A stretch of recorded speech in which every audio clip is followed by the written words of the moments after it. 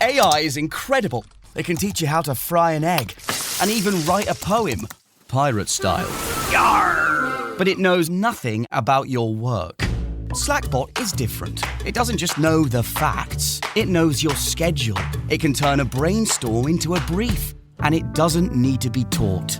Because Slackbot isn't just another AI. It's AI that knows your work as well as you do.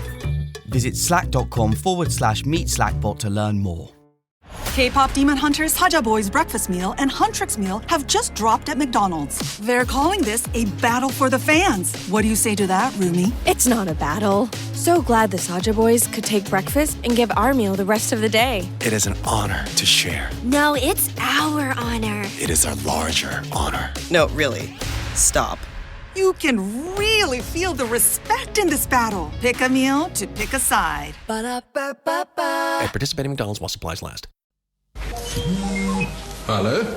Honey, I'm at the mall now and I found this beautiful leather coat. It's only $1,000. Can I get it? Well, sure, if you like it that much. Okay, I also stopped by the Mercedes dealership and saw the new model. You know, the one I really like. How much? 120.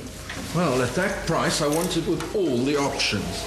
Great! Oh, and one more thing. The house we wanted last year is back on the market. They're asking 1.5. We'll make them an offer. But come in at 1.4. Okay, I love you, baby. I love you too. Okay, bye. Does anybody know whose phone this is?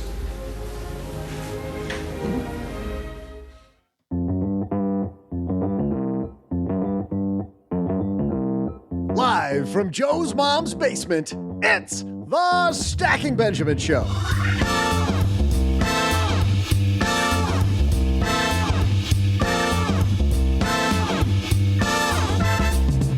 I'm Joe's mom's neighbor, Doug, and how would you like to become a millionaire? Let's welcome our Wednesday mentor who teaches clever girls how to become millionaires, and today she said she'll let the guys join too. The founder of Clever Girl Finance, Bola Sokunbi.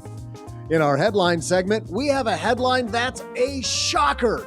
Debt is up. That means if you don't have debt, you're getting behind. What does that mean for your wallet? We'll help you chart a path toward better living on someone else's dime. And of course, you've asked for it and I'll deliver. Halfway through today's show, buckle up for my incredible trivia. And now, two guys who are ready to help you kick off the month of April, it's Joe and G. Hey there, Stackers. And does April make it officially spring, Doug? Or is that in March? That happened. That already happened. Yeah, like 10:46 a.m. on like the 21st or something of March. It is now baseball weather. Mm-hmm. I remember growing up in Michigan and there's still a foot of snow and you're out there with your glove and some shorts. It's not opening day at Comerica if there aren't snowflakes in the air. It's got to be a day to bundle up and celebrate spring in the northern climates. Or, oh, gee, for you and me down here in Texas, celebrate the fact that it's not 100 yet. I mean, it was 100 last week, so, you know. I always find it funny when I talk to Doug about my kids' baseball. Yeah. It's like, yep, we got 2 weeks to go. He's like, till the season starts? Like, no, till it's over. Yeah. We're done. It's like the kids in Michigan haven't even got their stuff out of the closet yet. And I remember that with my kids' track season just ending at the same time. It's in week 2. Yeah, it's crazy. The track's almost over. Well, speaking of crazy, it was crazy that we were able to get this woman back on the show. Bola Sokunbi is joining us today. She is the phenomenal mind behind Clever Girl Finance. Bola and I, it's so funny. I've got boy-girl twins. She has boy-girl twins. Our spouses are in very similar jobs. For somebody that on the surface, we have very little in common. She grew up in Austria by way of Africa. I grew up in the Midwest. We have so much in common. The other thing we don't have in common is she has helped millions of women with her brand, Clever Girl Finance. And it's a very powerful brand. It's helped so many people. And today, even our clever guys get to glean the wisdom of the amazing Bola Sokunbi as she teaches us how to be millionaires. So that's up next, but we've got a couple sponsors who help us keep on keeping on. We're going to hear from them, and then the amazing Bola Sokunbi teaching us the 4 pillars to begin building our platform toward millions. Spring cleaning's made its way to my closet. This time of year always makes me rethink exactly what's in my closet. Really want to keep fewer things, but I also want to keep better ones. I want to feel confident, and to feel confident, looking the part's a big piece of that. So I want pieces that are well made and that are easy to wear all the time. And that's why I keep coming back to Quince. The fabrics feel elevated. The fits are thoughtful. Pricing actually makes sense. As I'm swapping out and I'm cutting, the few additions I'm making all come from Quince. Quince makes high-quality, everyday essentials using premium materials like 100% European linen. They're insanely soft, flow-knit activewear fabric. Their men's linen pants and shirts are lightweight, they're breathable, they're comfortable. Basically, the perfect layer for spring. The pants strike the right balance between laid back and refined. If you saw the video of me on stage at Retire Meet, those pants are from Quince. It was really cool. I came off stage and Christine Benz from Morningstar getting ready to go on behind me and said, "Love your pants." Not generally. I absolutely love them. I think they make me look put together without trying too hard. And they're flow-knit activewear, moisture wicking, anti-odor, soft enough that you'll actually want to wear it all day. The best part is their prices. This is important, stackers. They are 50 to 60% less than similar brands. How?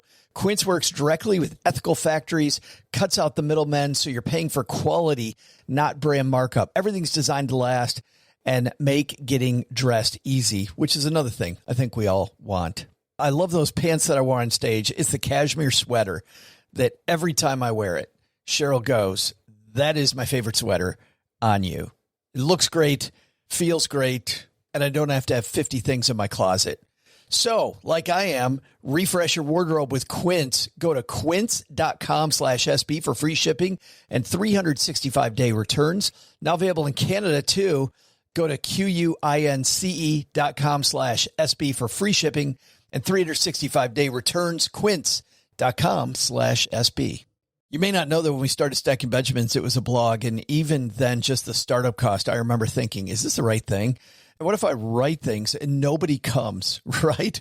Well, luckily, that didn't end up happening. But starting something new isn't just hard. It's terrifying. There's so much work. You're not sure whether it's going to work out. You're not sure if anybody's going to read it. And then we change it to a podcast. Is anybody actually going to listen, right? What if nobody wants all the stuff that we have? Well, had I used Shopify, it would have been even easier, because with their expertise, their helpful tools, and their easy-to-use platform, that's something that would have made Stacking Benjamins more effective much, much more quickly. Shopify is the commerce platform behind millions of businesses around the world and 10% of all e-commerce in the U.S. Names you've heard of like Heinz and Mattel, Shopify, Gymshark, Aviator Nation, Allbirds, also all Shopify. Get started with your own design studio with hundreds of ready-use templates. Shopify helps you build a beautiful online store that matches your brand style. And best yet, Shopify is your commerce expert with world-class expertise in everything from managing inventory to international shipping to processing returns and beyond. And did I mention that iconic purple Shop Pay button? It's used by millions of businesses around the world. It's why Shopify has the best converting checkout on the planet. It also helps boost conversions, meaning less carts going abandoned and more sales for you. So you're stacking Benjamins much more quickly. Time to turn those what ifs into with Shopify today. Sign up for your $1 per month trial today at shopify.com/SB. Go to shopify.com/SB. That's shopify.com/SB.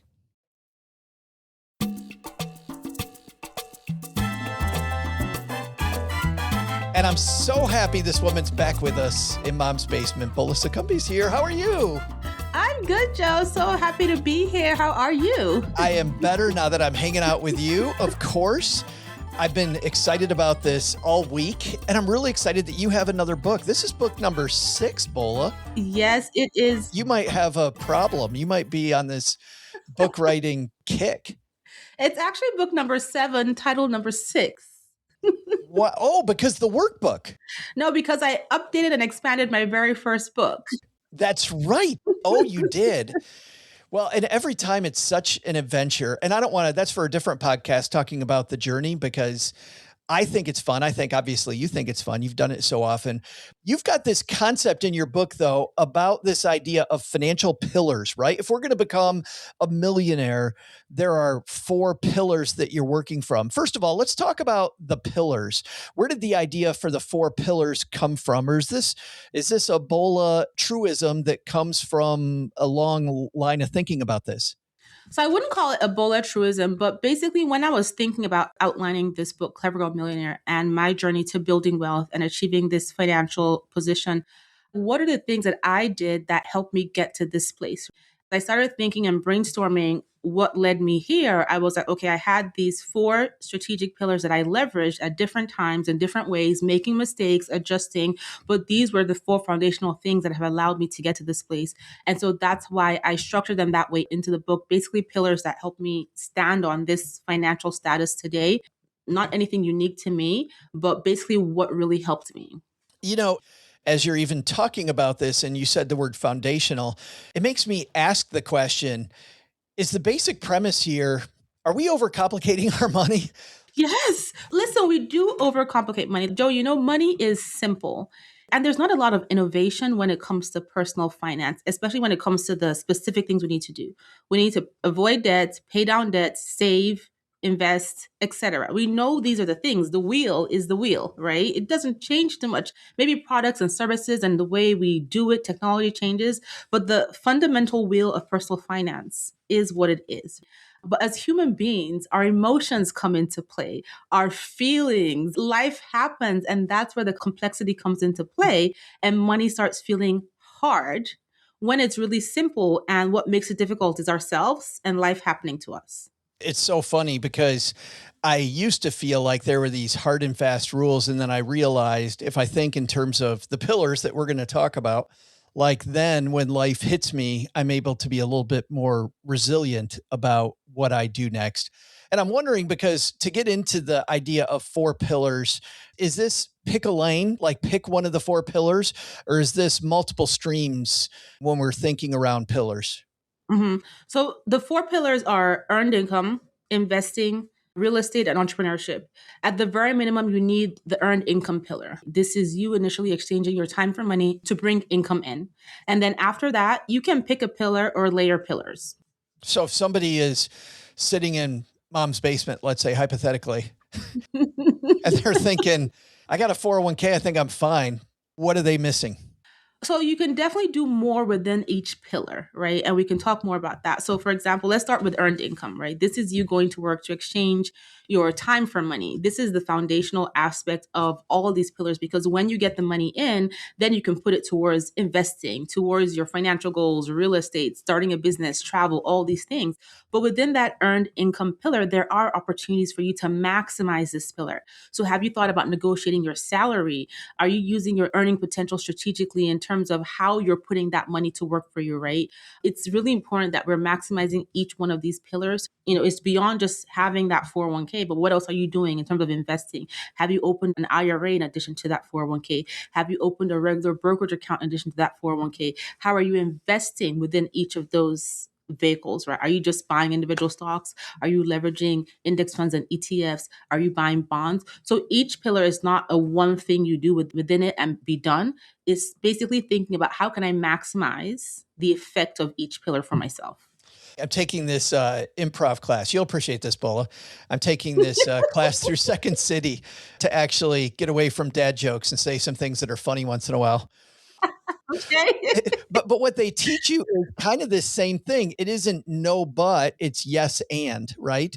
It's I make more money by advocating for myself. And then it's what I do with it is what you're saying.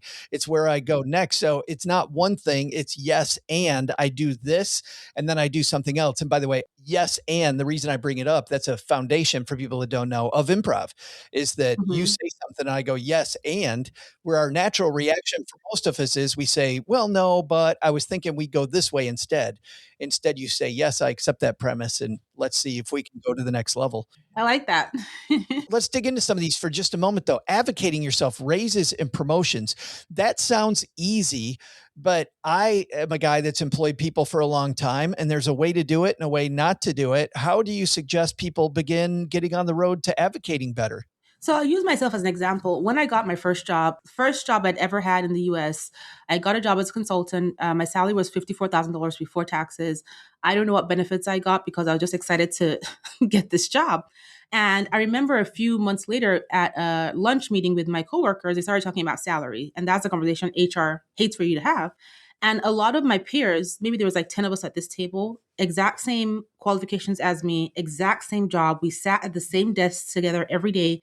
I was making 54,000. One of them was making 70,000, Wow. 68,000, 75,000. And the difference between them and me was that they asked.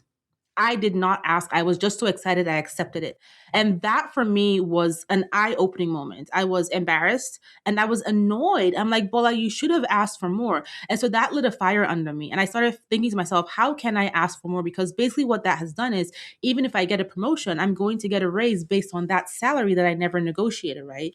And so I went up to my career counselor, which we had assigned to us, or you could have a mentor at work or a leader at work or a friend at work that you trust that's at a higher position. And I said, listen, what can I do to start advocating for myself at work? And the advice she gave me, she was like, do your best work, which is what you're doing, but make sure that your manager knows that you're doing your best work and position yourself to get the best possible raises and other benefits so that when you leave this job, you have a better place to negotiate from.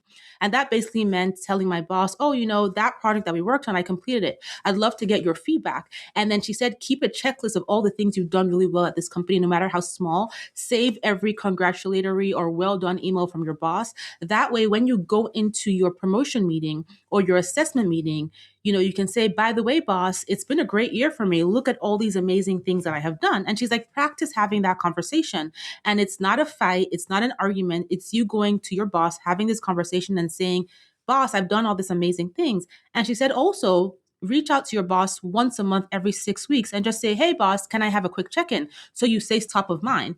And that worked for me so effectively. And I was able to negotiate each promotion. And by the time I left that job and I got into my last corporate job before I got the idea to start my business, I was a super negotiator. I remember I went for my last interview and the boss was introducing me around. They hadn't given me the offer letter yet. But he said, meet Bola. She's going to be in the position that we've been trying to fill for the last 2 years. And when I heard 2 years, I was like, ding, ding, ding. That means they need me.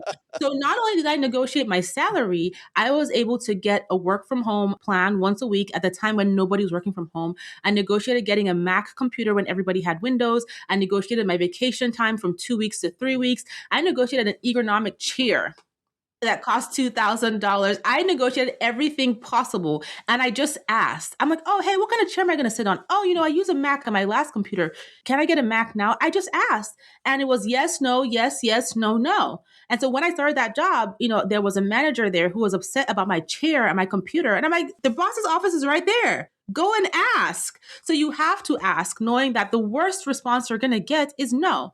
And you know what you do when you get that no? You shelf it. And then in 3 months, you revisit it. You ask again. I spoke with a woman a couple of years ago, Bola, who said, you have to think like an auctioneer, Yes, I love that. Just keep going until you get no. And then you get no and you're like, okay, well then the one below that is where we're at. But you're always at no until you ask. I love that idea. Yeah.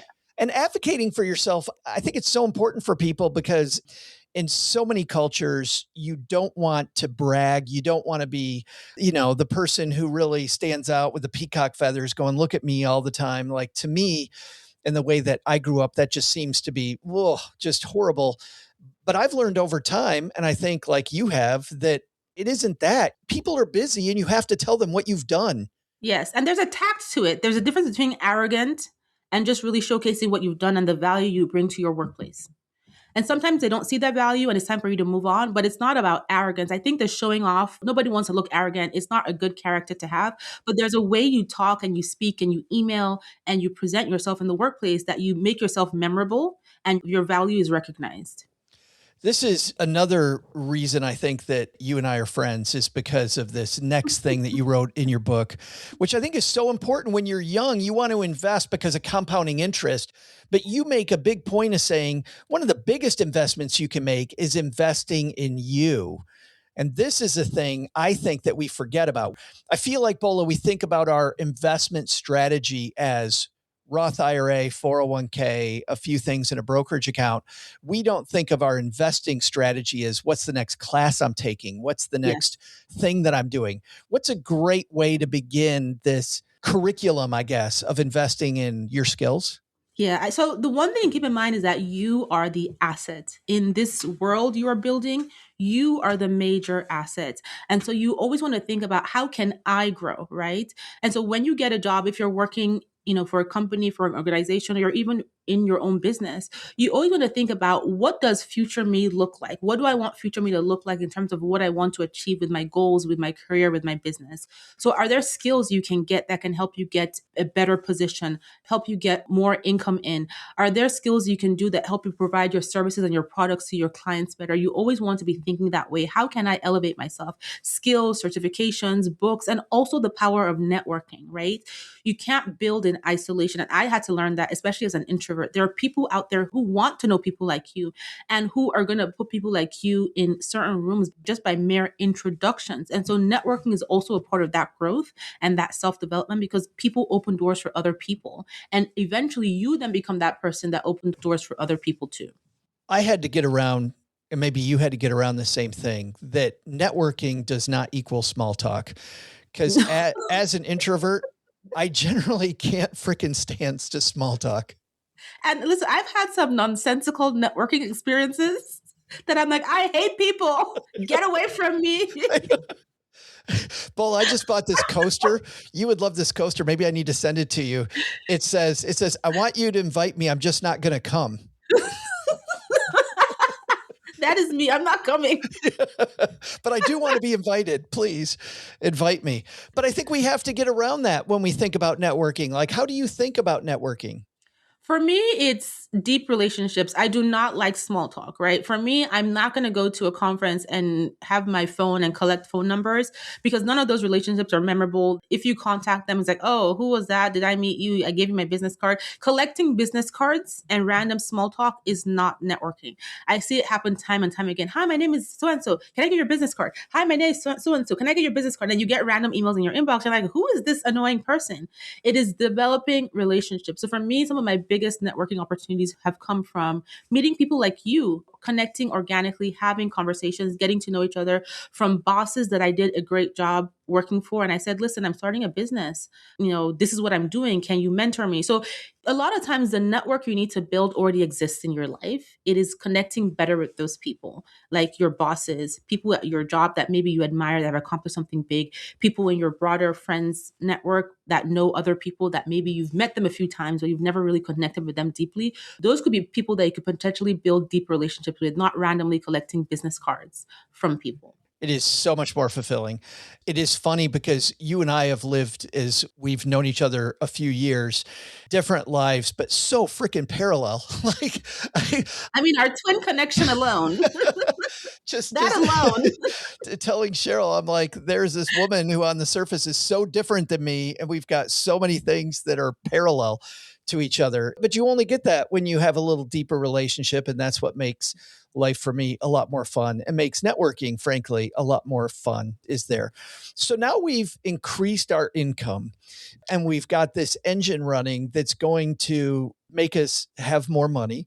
Now we put that money to work, which is your second pillar, investing. Now we don't want to blow it. So you emphasize starting early, but a lot of people feel late. What do you say to people that tell you, I think I'm too late?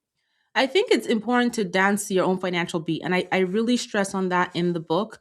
You are on your own timeline, right? There are people who build incredible wealth and life happens and they lose all of it and they have to start over. So you're starting at your own time. That's what I like to say. I started early and I made ridiculous mistakes and I had to recover, which I talk about about in the book. But the key is to starting now. There is this idea that's perpetuated that, 65 is the line in the sand. We all want to get to 65 and retire. But the thing is that when we get to age 65, which is our standard traditional retirement age, you can choose to retire earlier, you can work your plan that way, is that at 65, you don't get there and drop dead. There is life beyond 65. Your money is working for you 20, 30 years. In the US, on average, retirement is about 25 to 30 years. That's more time your money has to grow and work for you. And when you get to age 65, you're not calling your bank and saying, sell everything, cash it all out, send it to me. I'm retiring today. You're taking out a certain percentage and the rest of your money keeps growing. Many retirees, as long as they have their health, they're not sitting down on their couch watching TV all day. They're pursuing second careers, passion projects, etc. So starting late is just this idea that has been perpetuated in us by what society expects us to be at a certain age. If you're starting at 30, 40, 50, 60, the key is to start, right? And start putting money to work for you and let the time and compounding work to your favor. Because guess what? Even if you think you're starting late and you don't start at all, the time is going to go by anyway. And then in another 5 years, you look back and be like, oh, I'm starting late, but just start. I'm even thinking as you're talking, of course we want the compounding, but even without the compounding, just the fact that I put some money away that bought me flexibility. And it's growing, yes. Even if it does very little, if it just keeps up with inflation, that's good. Not what we're looking for, but it's a step in the right direction. Let's talk about mistakes because you brought it up. Nothing I like talking about more than mistakes. What are some mistakes that not just Bola made? Joe probably made them too, but you see beginners make over and over and over. So I think the mistakes when it comes to money is just really a lack of knowledge and a lack of intention around our goals. For me, a lot of my mistakes were a lack of knowledge and a lack of intention around my goals, right? So I did the right things. I went to the HR meeting when I got my first job. I contributed to my 401k. I got the match. I was putting money every paycheck and it was growing and growing and I got a new job and I did the right thing. I didn't leave my money at my former employer. I didn't roll it into my new employer's 401k. I opened up a rollover IRA so I could be exposed to the entire market. And guess what Bola did? You bought individual stocks. No, I was like, send me the check. I'm just going to put it in my bank account and I'll roll it over to my IRA later. And then I forgot. And I didn't realize there was a 60-day window in which you had to make that rollover. I also didn't realize that I didn't need to get that check. I could have just had my employer's brokerage just send it over to the new brokerage directly. But Bola kept the money in her bank account. And then at the end of the year, when it was time to file taxes, not only did I get hit with income tax of whatever percentage, I got hit with the penalty and I lost almost 40% of that savings. So I'm like, what did I do wrong? What I did wrong was not having the knowledge and a little bit of irresponsibility sprinkled in there. So that was one mistake. That was a job I worked at for about 4.5, 5 years. And that was time and money lost just by that simple mistake. So when it comes to mistakes, we cannot beat ourselves up. We have to assess what went wrong, take the lessons, and just move forward. I also talk in the book about my crazy wedding that was incredibly expensive, inviting people I didn't know, I didn't like to eat crazy per head plates. And then after we got married, we were eating rice and beans because we had no money. Because you spent it on one big party. I mean, did we need to have it? No. Do we need to do that? No. In retrospect, listen, I would have told my husband, let us elope. Do not tell anybody. We'll just show up tomorrow and say we're married. But we live and we learn. Mistakes are part of life, right? And so it's just assessing what went wrong. And the most important thing about mistakes is not allowing yourself to stay stuck and reversing your thinking about what you consider a mistake. A mistake is going to happen. It's inevitable. It's part of life. It's part of growth. So think about it as a stepping stone to where you're trying to get to next. Because now you know better. You can do things better. You can readjust things better. You know not to let certain situations happen and etc. Let's say I've just become part of Clever Girl Nation. I got my first 401k. I'm looking at all these choices, Bola. I'm looking at all of this stuff. Like, where do I begin to parse? Like, what should I do when I'm just getting started investing in my first 401k? I think if you're just getting started, just make it simple. And when it comes to investing, especially the stock market, you don't need to be Jim Cramer. You don't need to be a super expert. You just need to know the foundations. You've just got that 401k. You just heard your employer has gotten a match like I did. Just pick an index fund. Total market index fund. Sometimes employers only give you one option. My first employer just gave me one option. It was a mutual fund. And I just put my money in there. It was expensive, but I was investing. And then start learning about how investing works. Pick up an investing book. Check out Clever Girl Millionaire. And then you can start to adjust your plan accordingly. But definitely take the match, definitely start putting money away for your future self, and then you can readjust the plan as you learn more. But don't let analysis paralysis keep you stuck where, you don't put any money in the 401k because you don't know where to put it. I think that's the big key, is that so many people feel like they're stuck. Like the analysis paralysis thing is real. And they're like, oh my goodness, I got 87 choices. I'm not sure which one to do. So I'm not going to do anything, which is by far, to your point, the worst thing to do. But yeah, pick one and then readjust. Just go. Next up is real estate and entrepreneurship, the third pillar. You stress cash flow over appreciation if you're going to get into properties. Why does that matter? So when you're thinking about real estate as a pillar, I'm not talking about your home, right? The home that you live in. I'm talking about leveraging real estate as a way to bring money in. Appreciation is great in real estate, but it's not guaranteed, right? We all know how real estate markets can work over time. When you're living in a house or you buy a house for your own personal use, you're buying this house to live in it for an extended period of time, hopefully, as long as life is not changing for you, you're paying off your mortgage, you have this asset, maybe you're transitioning as part of your generational wealth plan. That's great. But when you're thinking about leveraging real estate to make money, appreciation is not guaranteed, especially if you're trying to sell the property at a specific time to make money. You can't guarantee that. What you want to be able to guarantee is that every month after I've paid the mortgage, I've paid all the bills associated to this property, when I get that rental income in, the gap between my mortgage and the rental income is giving me a profit. That is what you want to focus on every single month and have appreciation as a perk. So that's important when I think about real estate and becoming a landlord. Now, real estate is not for everybody. Listen, I tried it. And I got a dose of a tenant from hell. This is, by the way, and I mentioned earlier, we have so much in common. I know you and I talked about this when we were together before. We have this in common too, just not for me. Again, I tried this pillar. I did eventually come back to this pillar, but in a different way, right? So these pillars are not set in stone. It's all about customizing them in a way that's going to work for you. You customize the jobs you apply to, you customize what you invest in the stock market, and you customize how you invest in real estate and if you choose to invest in real estate. So for me, I had 2 rental properties. One was going great. The other one was going great until my tenant decided not to pay rent. And in my mind, I had built a buffer for my house for repairs, for things like that, but I didn't really factor in not getting 8 months of my mortgage, of my rent to pay my mortgage. Yes. I also did not factor in what it really meant to be a property manager when you have a bad tenant. Because my tenant, I don't know what life situation she went through, and I have empathy for her, but she changed drastically. She was fighting with the neighbors. Police were coming around. They were calling me all the time, not paying rent, not paying utilities, not doing all these things. And people were calling me. I'm getting emails from her all the time. I'm like having to ask for my money. And that's not something I'm very comfortable with doing. Where is my money? Where is my money? Then we have to go to court. So it was kind of like, what is this? This is taking out time out of my life that I don't want to be spending on this. And we get to court and the judge asks her, why have you not paid your rent? She's like, well, my dad didn't teach me the value of a dollar. What? And I was like, okay, I have empathy for you, but at some point as an adult, we have to take ownership. We have to take responsibility and we have to stop blaming our parents. If I choose to blame my parents for all the things they did not teach me, at my big age today, listen, just throw me away. And I'm done. Because there's a lot of things my parents didn't teach me. But at some point, I have to stop blaming them. I know. My parents didn't teach me the value of a dollar. That's surprising. I don't know, a little offensive. Like, what does that have to do with you and making... That's what the judge asked her. And he was like, evicted. Yeah. And you're gone. So real estate is one of those things where you have to know what you're getting into. So me, I did not enjoy the property management in customer service. I have a friend who has done incredibly well in real estate. He has 17 properties he manages with a property manager. So I stepped out of real estate because I didn't enjoy it. And I stepped back in with REITs. And also my husband and I, we invest in physical properties, but not as individuals, with groups. So we never have to go there. We never have to send an email. We never have to pursue rent. None of that. That's a different angle to which we still invest in real estate. And you may decide that, you know what, real estate is not for me at all. I don't even want to put my money in a REIT, in an investment trust fund, and that's fine.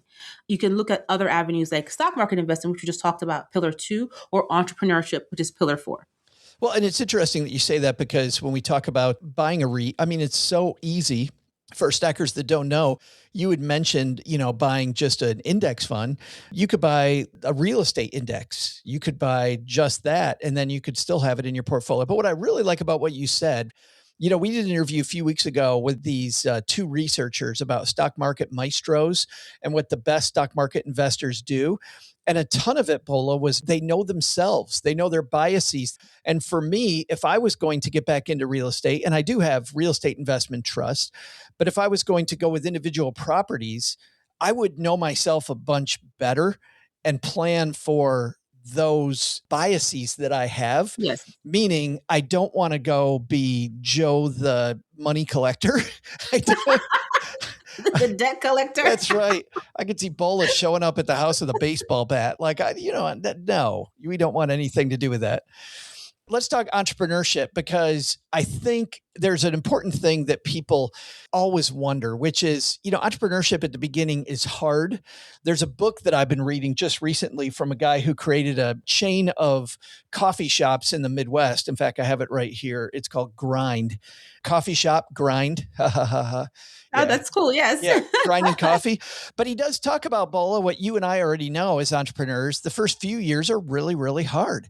And you have to think a lot about marketing, and there is a risk there. So how do you get into entrepreneurship and balance that risk without blowing up your entire financial life? So I have a lot to say about entrepreneurship. I don't often get to talk about it because I always have my financial expert hat on, but entrepreneurship changed my life. And it's not just this business.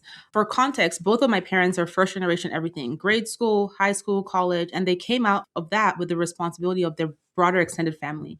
Even till this day, taking care of siblings and cousins, paying rent and tuition, housing, meals. People were always in our house because my parents were the first in their family to achieve something. And so I grew up thinking about, watching my parents sacrifice a lot and watching them just take a lot away from themselves in order to support all of us. So when I got my first job, I wanted to find ways to make more money. I watched my mom become a side hustle queen in Nigeria. She went to college after she had her 4 kids in her 30s, became an investment banker, was running side hustles. And then she migrated here, just wanting to, again, continue to provide a better life for herself, her kids, her extended family. My mom started working as a nanny because her education did not transfer, and then a certified nurse's aide. And then she eventually pursued her dream of becoming a nurse. So for me, I wanted to be able to make my parents proud and just bring money in so that I could also support in the way that I could.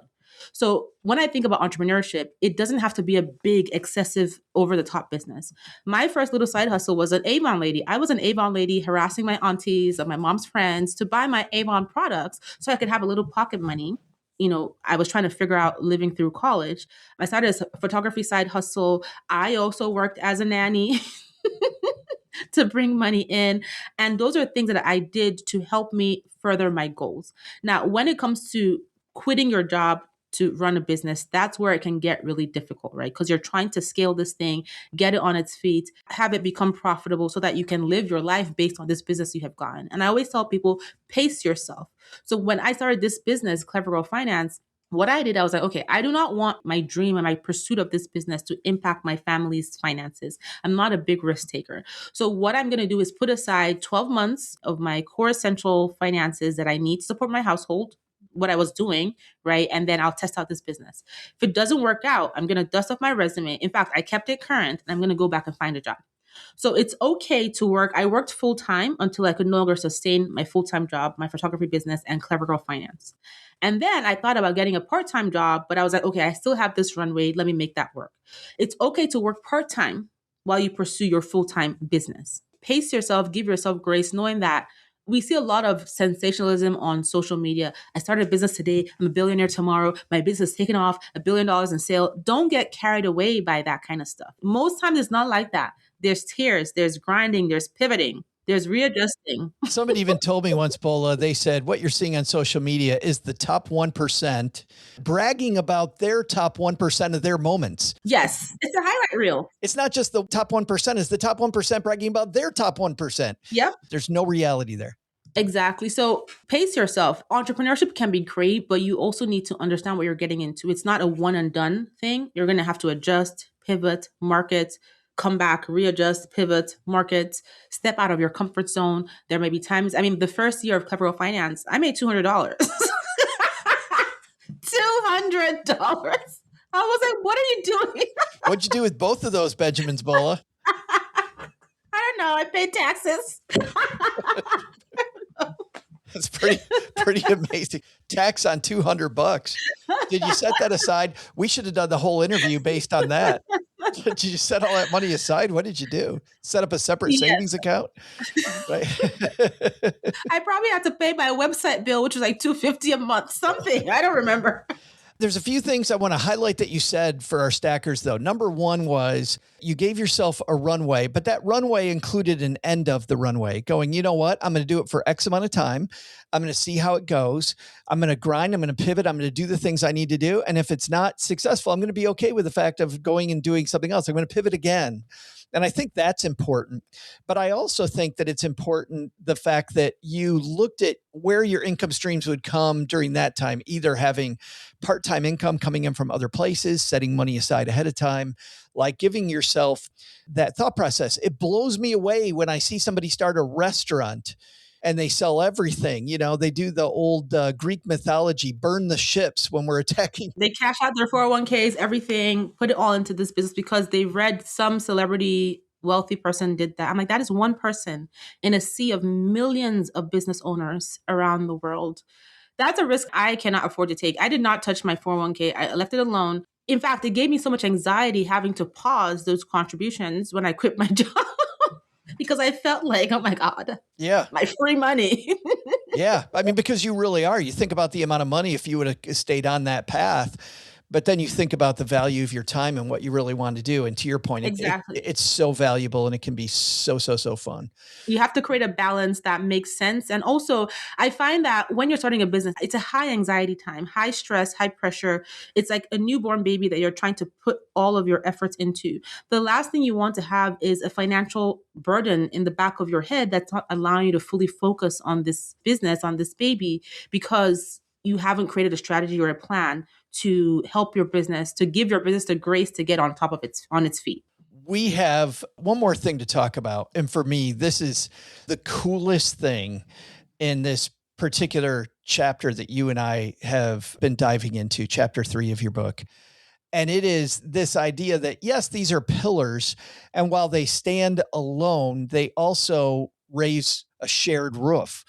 And so you've got this combination aspect of the pillars where now the way we do this, the secret sauce is not go, no, I'm just going to earn more money, or I'm just going to invest, or I'm just going to do real estate, or I'm just going to do entrepreneur. Nope. I take these pillars now and I work them together. Now I fuse them like a chef, right? And so you do that at the end. Is there a best combo of these pillars, or is it personality driven? Is there a way you think about the pillars in conjunction with each other? The best combo is what fits into your life and works for you and allows you to have peace of mind around your finances. So for me, my foundation was earned income. I used my earned income to start my investing and continue my investing pillar. I leveraged my earned income to build into my real estate pillar. Didn't work out. I pulled out of that pillar. Use my earned income to build into my entrepreneurship pillar, leverage my entrepreneurship pillar to put more money into my investing pillar and also my real estate pillar, because I invest in those two pillars through my entrepreneurship. So it's all about combining these pillars in a way that works for you, stacking them, pulling out if you need to, coming back into one, but it has to fit your lifestyle because it's a long-term play. It's so interesting. I mean, looking at earned income into investing, real estate into entrepreneurship, multiple streams for resilience, right? Just having the resilience because you have these, and really thinking about that earned income, that first pillar, like it's a booster rocket. You can jettison it once you're making enough money on the other places. You know, a dream, I think, of a lot of our stackers and a lot of your clever girls is to tell their boss where to go. Or at least, you know, maybe they love their boss, but they know that if they don't love their boss in the future, they have the ability to do that. Yes. It's power. Goodbye. So power. Yeah, that's just a taste, stackers. The book is amazing. Like all of Bola's work is so good. It's called Clever Girl Millionaire, and I believe it was available everywhere yesterday. Yes. Awesome. And if people want to dive into the Clever Girl community, how do they do that more?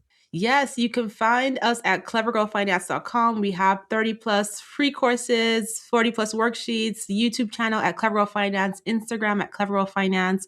In your browser, put in Clever Girl Finance, or in your chat AI, your chat GPT, your Claude. Put in Clever Girl Finance and you will find us. And I just wanted to add, Joe, for your listeners, when people hear the word millionaire, it can be a bit apprehensive. It can feel like it's out of touch. But remember, this is a journey. This is a marathon. It's not a sprint. To give yourself grace. I made many mistakes and I have been building for many, many years. And so pace yourself, work your plan, adjust your plan, but don't give up. Hey there, stackers. I'm Joe's mom's neighbor, Doug, and I'm glad you knew we weren't fooling around today, even though it's April 1st. How about Bola Sokunbi, huh? Now you're all on the road to becoming millionaires. Before you get moving, though, I'll share some trivia with you about April 1st.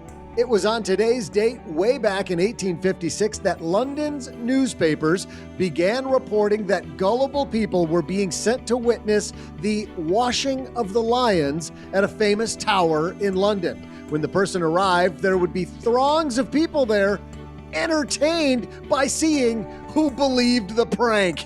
So here's the question. What still famous landmark in London reportedly housed these lions? I'll be back right after I go tell Joe's mom it's Dairy Queen Fan Appreciation Day. Maybe she'll fall for it and take us out for peanut buster parfaits, huh?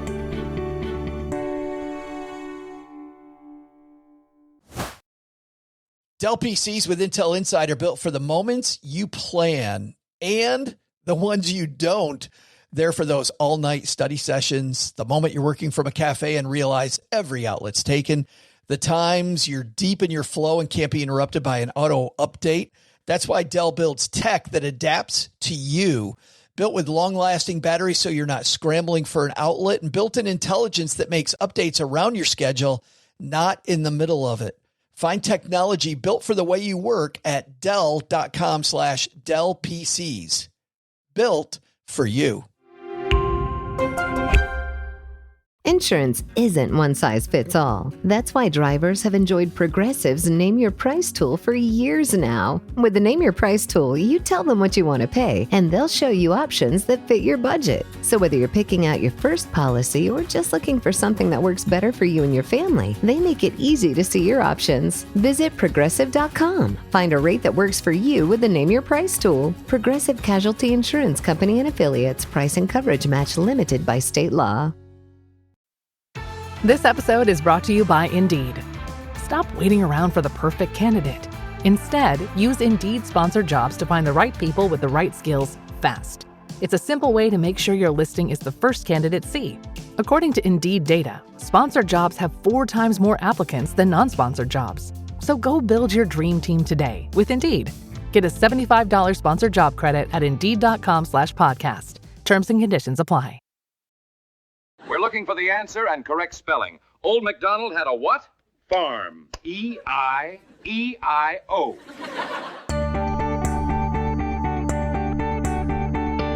Hey there, stackers. I'm basement prankster and guy who's foiled again, Joe's mom's neighbor, Doug. So I told Joe's mom that it was Dairy Queen Fan Appreciation Day, so she'd have us all get in the car and check it out, and then, hopefully, buy us all ice cream once she realized it was a ruse. Well, the good news, she fell for it. The bad news, she left me here at home to wash the dishes for her while she grabs the ice cream. Ugh, that one kind of backfired. So let's get you the trivia answer. It was on today's date back in 1856 that people started gathering for the original April Fool's prank, the washing of the lions. Now, the reason people fell for it is that there had been lions, like real live lions, at this famous tower for over 600 years, although there hadn't been any recently. So when people were handed a ticket to check out the lions being washed, they showed up to a massive pack of pranksters ready to laugh at whoever presented a ticket. And now back to the mic. Here comes your ticket to better money habits, Joe and OG. Thanks to Bola for hanging out with us today. OG, it's interesting that her very first pillar is earning income. I remember so many times in financial planning where people that listen to a show like ours, they have buttoned every button that they possibly can. Their budget is nailed down, and it truly is an income problem. Like making more money isn't going to solve your problems if you haven't buttoned down your budget. But if you have, maybe earning more money is the key. It sounds very easy to say, right? Just, well, just go make more money. Go make more money, Joe. Ugh, super easy. It's not easy. You can only get to rice and beans so quickly and stay there for so long before you can't cut anymore. If you have good systems and you add income to the good systems, you've got a way better likelihood of capturing that excess and putting it to work where it's supposed to be. And to be clear, earning more money, because it does sound easy, and I thought that was the key in the early 90s. Yeah. I'll just earn more money. No, I had really crappy money habits. And until I solved that problem, earning more money was going to take me nowhere. But it also was just so frustrating to see good people floundering. And then it was funny. I would work with them, and I wasn't a negotiation expert, but I work with them, and we'd role play on how to ask their boss for more money. And man, the next week they'd call back and go, "Oh my God, I got a raise. I asked my boss for this raise and I got," and it solves so many problems because now they already knew how to automatically put that money away. They had systems in place and they were able to solve a lot of their issues and not being able to get what they wanted. It was super powerful. Speaking of powerful, man, I got a powerful headline. Hello, darlings. And now it's time for your favorite part of the show, our Stacking Benjamin's headlines. Today's headline comes to us from Forbes. Well, here's a number that I found startling, guys. As U.S. debt passes $39 trillion, Americans are paying $900 billion in interest annually. Oh, gee, we are up to $900 billion of debt. That's a big number. $900 billion. Yeah, sure seems like a lot. Well, and it's interesting because, you know, over time on this show, we've said, get out of debt. It turns out that we're doing this wrong because clearly some people are crushing it. I mean, I think about Americans paying $900 billion a year in interest. That's a big fat number that makes me think if you're not paying any interest, are you really even trying? It's just a function of society, right? At the end of the day, how can you get ahead if you don't have some leverage in your life? The reality is you've got to have a nice vehicle, because people aren't going to do business with people that have crappy cars. You know, you need to be networking in the right neighborhood. So you got to be in the right house. So if that means you got to spend a little bit of extra and maybe only have 5% down instead of 10% down, that's better because the social value of being around other people that are just like you is way more valuable. Well, and we've talked about conserve your cash for other stuff, right? I mean, clearly, if cash is king, we want that cash deployable at a later date. Yeah, now you're in the nicer neighborhood driving the cars. Those neighbors have expectations that you're going to be out eating at a fairly decent restaurant, like on a Tuesday or a Thursday, and you can't say no to that. I mean, that's like, this is all, you're just building social capital, which leads to bigger, better jobs, opportunities. It's opportunity. Like it's just, it's another form of investment. And I don't think Country club. Yeah. I don't think we give that enough credence here on the show. How do you get an invite to the good club in town if you're not in the neighborhood with the people? And the way that you do business with people at the club is by being at the club. You know what I mean? So like tennis, golf, whatever, you need to be around. I mean, it sounds really trite to say, but you got to buy access. That's not trite. That's just the way the world works. Yeah. You're buying access. I mean, another perfect example, schools, right? I guess there are people out there who can go to a state school and, you know, whatever, that's totally fine. But if you really want to, you know, if you just look at like how your career can progress, private school is clearly the solution, even if it causes you to have a little bit of student loan debt. And we don't mean to be offensive to people that went to public in-state universities or a 2-year college or that didn't even attend college. Yeah. The reality is like you have a different path and it's going to be a lot harder. Yeah, it is going to be the struggle bus, especially, I mean, when we're looking at $900 billion of debt that Americans have been able to pile up. And in a lot of cases, you know, when we've surveyed the Stacking Benjamins audience, we haven't done a lot of it. Like, I feel like we're a little bit behind this curve. I mean, I even look at, the IRS, in this piece from Forbes, listen to this, 39% of every tax dollar that you put away, that goes toward interest. I mean, it makes me feel like if it's 39 cents of every dollar going to pay interest on former debt, it's like Uncle Sam's basically running this giant rewards program. Well, and there's some synergy there too, right? So if you look at when you're applying for a mortgage, what does the bank say you should have? They recommend that you have 36% of your household income for debt payments. And that's really scientifically based on, obviously it's using some government data like you're talking about, but it's also, that is the amount that balances out like your need for the future, but also, consumption today. And then looking at it from the perspective of like, how do you really optimize all of the dollars that you have? And if you get to that 35, 36% number, like the bank suggests, if you go in for a mortgage and you go, hey, I make $100,000 a year, right? The bank's going to say all of your debt should equal 36,000. Like that's the goal. I mean, some banks, some of the more forward-thinking ones go up to 42%. So they'll say, hey, all of your debt, maybe your house is $36K a year, but then you've got a $6,000 car payment, $500 a month, totally reasonable. So now you're at 42. That's really what the banking people have identified as really the most optimal number. We talk a lot about using mathematics on this show, and I think this is where the math becomes important to really optimize. Doug? Right. Well, two things. One, when you're going for a mortgage, you're going to hear an acronym used called DTI. That's what OG was just talking about, debt to income. So I just, want you guys to all be prepared when you apply for a mortgage. They'll ask about your DTI. And like OG said, you want that really between 36 and 42.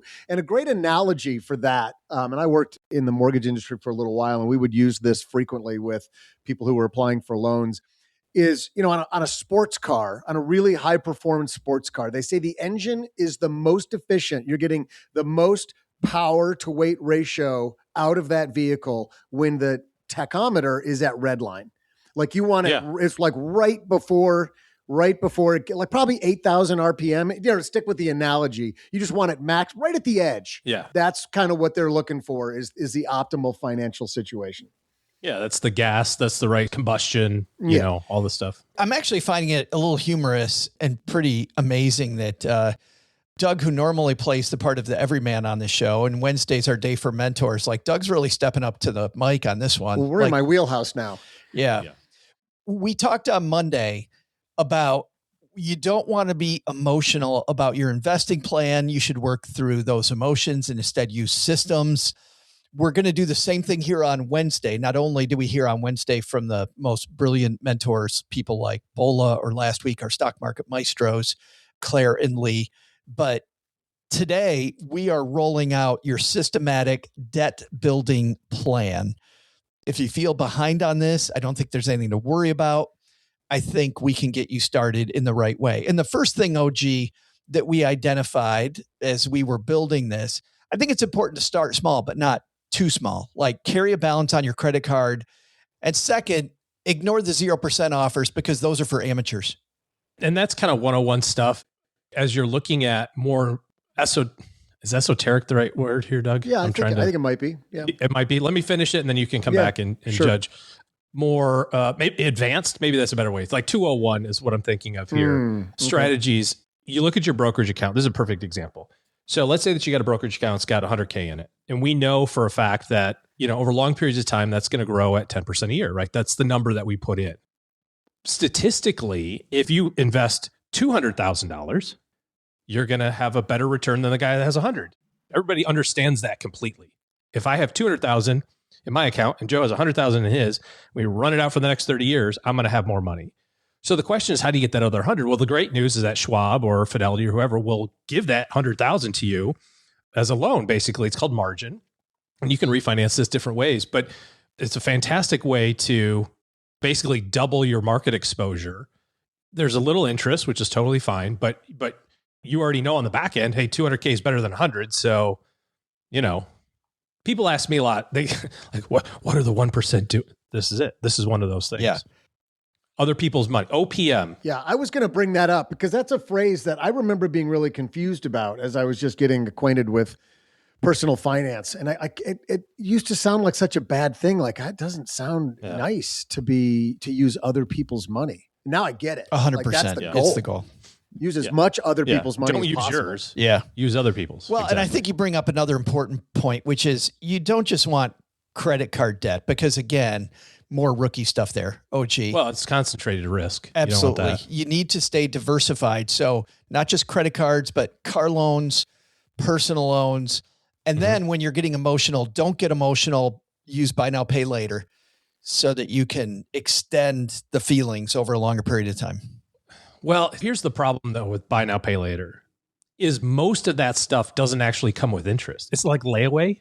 So it's like it gives you the feeling of having debt, but not actually, having to pay for it. So it's like, I'll give you a great example. I bought a bike trainer thing for, this race we talked about that I'm doing. And it was $600. And it said, okay, you can pay $600 right now. Of course, charge that minimum payment. Then you've got interest, which is good. We've talked about. Or you could do the buy now, pay later, and it's $200 a month for 3 months. Well, that's just layaway. That's not interest at all. That's defeating the purpose. So be careful with buy now, pay later because it doesn't really function the way that you think it does. Step 3 on our list is you got to grab those premium interest rates. I mean, you hear the word upgrade a ton in our economy, and I think this is the place where you need to focus on premium because low interest rates, embarrassing. Store cards, 29%, bam. Cash advances, bam. Late fees, like those are bonus multipliers, bam. Well, you talked about a credit card rewards program, that the government is running basically. And I know that was a little tongue in cheek. Look at how many points you can get from, let's say, a cash advance. It's like you could go charge something, which is fine. If you've got to use cash, don't use cash from your bank account. You don't get any points for that. Go to the bank, give them your Amex card, premium product. See what I did there? They go, oh, front of the line for this guy. But instead of taking money out of your bank, so cash flow, right? Cash is king. Your cash is king. You use other people's money. There's Doug's favorite new quote. Use Amex and you go, hey, I need cash for this thing. Don't take it out of my bank account. Use this credit card. You get points. You get to pay interest. You're moving up the ladder in terms of how Amex. Yeah, I was going to say it's just like a triple win. Don't underrepresent the value. Again, back to social capital of what other people think when you pull that silver or black card out of your wallet. Oh, yeah, no. Like how badass is that? I think that's a great place to wrap this up, guys, because we opened with this. You're not just missing out financially, you're missing out socially if you're not helping the country build this stack of debt. I mean, you're at a party. Everybody's talking about my interest is at $24.99. So is yours. I just rolled my debt into a HELOC. How many times have you heard about that? Yep. So have you. People always bragging about those great things they did. Now you can say my minimum payment's bigger than my rent. And you're standing there. I mean, imagine if you don't do this. You're standing there like, well, I pay my balance in full. Like a chump. What a doofus. Yeah. I mean, that person gets escorted out of the party. I feel like debt is like concert tickets. Like if you didn't overpay, we're even there. You know what I mean? Yeah. I'll link to this piece about how the U.S. is building debt, and you can too, on our show notes at Stack. It doesn't say in the piece you can too. I think that's what we were able to successfully add to it. But that's the value we're here to add. Yeah, we connect the dots. Doug, that's going to pretty much do it for today. I know if you're going to be in the Texarkana area coming up. Why? Oh. Run away. Next week. Keep driving. The Paula Pant will be here for a live Stacking Benjamins recording. That's going to be Tuesday night. What's our date, Doug? April 7th at Texas A&M Texarkana. It is on the campus there. Tuesday, April 7th. It's going to be a live special joint Stacking Benjamins stacking. I was going to say stacking afford anything. We're taking over, Paula. Joint episode live in front of the students and community here in Texarkana. First time we've ever done a live show in Texarkana. So hope you can come join us. That's Tuesday night, stackingbenjamins.com/meetup. Joe, I want to do a quick rundown of all the other meetups because there's so much happening in April. Don't forget Boston, April 8th at Hannah's Brewing, Seattle. That's at 6 p.m. Seattle, April 9th, 5 p.m. at the Berliner Pub. Southern Minnesota, Mankato, April 22nd, 6:30 at the Maverick Innovation Gateway. We've also got meetups we know are happening in the Twin Cities on April 29th. We're going to get you a time and location before that happens. And you can periodically check stackingbenjamins.com/meetup. We'll have details there. And also Tucson, our new group in Tucson. Be sure to join them on our Facebook, on their Facebook page, on our Facebook. We own Facebook now, apparently. But they're having a meetup on April 15th. Also, we know the date. We don't have location and time yet, but do the same thing there. Check stackingbenjamins.com/meetup for the Tucson and Twin Cities details. But lots going on in April. Super exciting to see stackers getting together across the country. And as I've gone to many of these events, man, it's always just great to hang out with like-minded people. Just absolutely great. stackingbenjamins.com/bad. All right. Last but not least, if you are wondering how your money looks versus some of the concepts that we talked about today and Bola talked about today and other of our amazing mentors that we have on every Wednesday, talk about some of the smartest people in the world when it comes to either making more money, having a better spending plan, as Bola talked about today, the pillars to becoming a millionaire, whatever it might be. If you are wondering, how am I doing? Well, OG and his team have created a scorecard you can take for free. Their scorecard assessment. It's stackingbenjamins.com/scorecard gets you there. And you can see how you're doing with your money. And it's very interesting. Doug, you took it and it turns out that a reboot, I think was what OG said is. Yeah, it was actually helpful, I think, for OG. I was an early beta tester and it just sort of froze up. It was weird. At the end, it just sort of locked up and said that the calculation didn't, I don't know. Machinery. Yeah. It's always good to have testers ahead of time that can possibly and break you need it. edge cases. And I'm usually an edge case for everybody's test of something. And in this case, turns out I was at the lower end of that edge. And as we've always heard, if there's one thing Doug's good at, it's edging. All right, that's going to do it for today. Doug, you got it from here, man. What should we have learned on today's show? Well, Joe, first, take some advice from Bola Sokunbi from Clever Girl Finance. To become a millionaire, you don't need a crazy idea or a lottery ticket. You build a strong foundation and work your plan. You got this, whether you're a clever girl or clever boy. Second, leverage? Yeah, April Fool's, stackers. We got you so bad, you're burned. Yeah, don't do any of the stuff we said. But the big lesson? Turns out Joe's mom got the last April Fool's laugh. She just returned with exactly zero peanut butter parfaits. But she was packing a mean whiskey breath and a few of these really cool drink coasters from Fat Jack's. So, I guess she won this round. Thanks to Bola Sokunbi for joining us today. You'll find Bola's new book, Clever Girl Millionaire, out yesterday.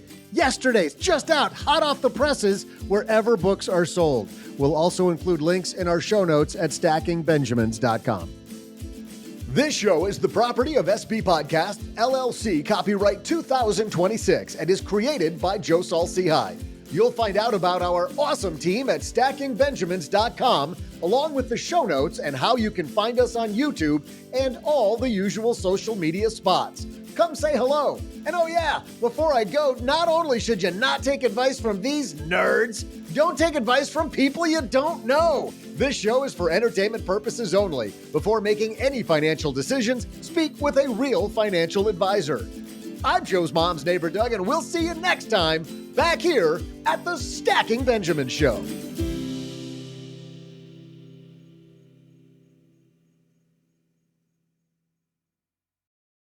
Give them your Amex card, premium product. See what I did there?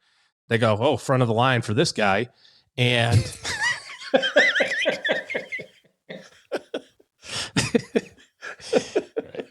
I'll get it. Dude, we're I'll get it. Rocking this. Yeah. It's because we all live it. It's so easy. I just rolled my debt into a HELOC. How many times have you heard about that? So have you. My minimum payment. I'm reading these and I'm like, I can't do it. My minimum payment's bigger than my rent.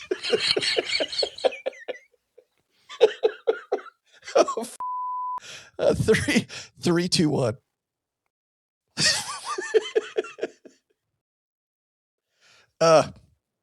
Everybody has these wild stories about the great things. People are always bragging about those great things they did. I think I'm going to end on that. I was going to say something about the fact that it's April Fool's Day and we're not fooling, but I'm going to leave that alone. That is awesome.